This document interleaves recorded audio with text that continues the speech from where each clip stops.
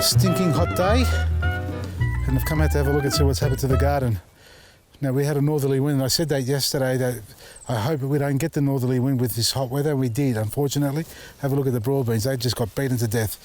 So they were hydrated, so it's not a case of lack of water, it's just high winds. No matter how much water you give your plant, it will always struggle when there's high winds coupled with hot weather. So don't go out and start watering. A lot of you actually have been sending me emails today, in particular with this weather, and even parts of north of Australia where it's quite warm. How do you water your plants, or what's happening to my plant? I just had one about 5 minutes ago about a cucumber plant. It's starting to burn on the outside, and I can show you, have a look at this. I haven't got a cucumber here. These are my beans. See that there? Now, just a little bit there, but there's a few like this at the moment. That's burning. Now, these get watered by a watering one that I have. It's got a bit of a shower rose head on it. So they do get wet. I try not to wet them, but sometimes I just get a bit excited like everybody else. I give them a bit of a top up on top, but I don't do it in the heat of the day. Even though I haven't done it in the heat of the day, these still have been damaged. So high winds, hot weather will cause that. Now, if you've got this sort of problem happening on your plants, come over here. Come and join me. It's too hot to stand up. You've got plants in the full sun and it's really warm. Don't water the foliage. Now, I'd love to show you the photo that I received, but I haven't got permission to share it yet. What it was are tomato and cucumber plants along the side boundary of a property, or the backyard, let's say, with a bit of a framework.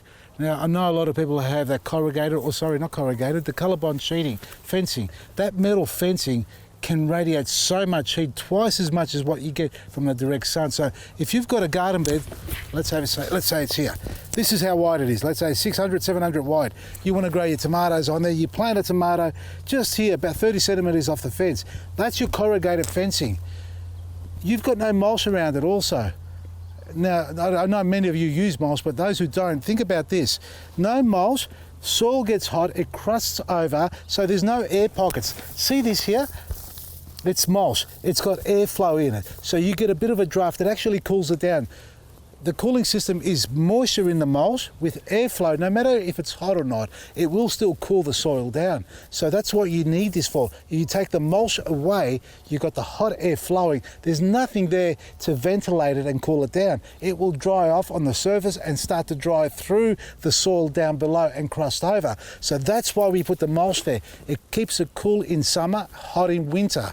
Now, if you've got a plant here and this is your corrugated sheeting, that radiated heat coming off that metal sheet is going to cook your plant. A little bit of water on the foliage, it's not the sun that's going to burn it, it's that heat from that corrugated sheeting that's going to do it. So that mulch will actually reduce the ambient temperature, or the surrounding heat and temperature around that plant and the soil. So mulch your plants, hydrate them well. If it's hot, do you stand in front of a colorbond fence or a brick wall in the sun? If you're trying to bake yourself, fair enough, but if you're not, the first thing you're going to do is go for shade, a bit of protection, and that's what mulch does. So mulch your garden bed and hydrate it well. Now also, these beds have never been fed with EcoBoost and Liquid Gold from the day I planted, or actually no, they did get one, I lie, but a very light application. Today, early morning, about 6 o'clock, I gave them their second burst of EcoBoost and Liquid Gold. So we're going to monitor to see how they go. Because if you see, I correct myself, I stand corrected here. This is the only bed that actually got EcoBoost and Liquid Gold.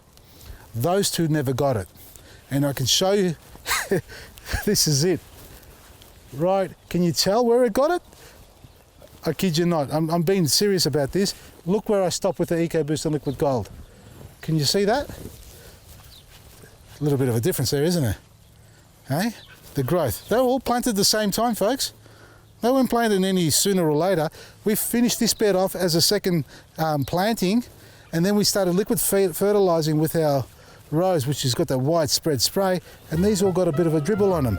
So we've just given those this morning an extra burst, and let's hope, well, not let's hope, let's sit back and watch how they develop. If you're going to fertilise your garden, do it early in the morning with the EcoBoost and Liquid Gold.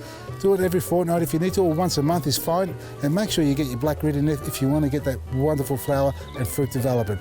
Check it all out on our website. That's vasilisgarden.com. From me, Vasily Maresi. Lots of deals and specials for you to enjoy.